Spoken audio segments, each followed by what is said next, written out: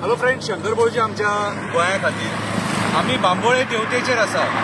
GMC जातूंत जी देवती लागता त्या देवतेर आसा आनी ह्या देवतेचेर 8 दीस पयलीं हांगा एक टँकर पलटी जावन एक्सिडंट जाल्लो आनी 2 जाण मेल्लेले हांगासर. आतां जाला कितें, हो सर्वीस रोड हांव जे आतां वणक्यान बसला हो वणको हो सर्वीस रोड आनी ही हायवे.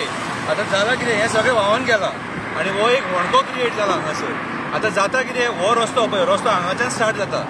हो रस्तो आतां हांगाच्यान स्टार्ट जाता. वयल्यान जे रातचे 2 व्हिलर येता, जे 2 व्हिलर येता ते हांगा कन्फ्यूज जाता. हे वणक्यान पडोन कोणूय मरोंक शकता, हे वणक्यान पडोन कोणूय मरोंक शकता.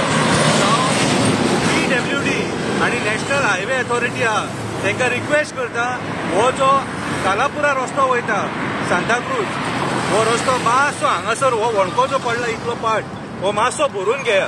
जे रातच्या टायमाचेर एक हो वणको कळना, दिसना आनी हेचे वयल्यान स्लीप जावन कोणूय पडपाक शकता, हात पांय मोडून घेवपाक शकता.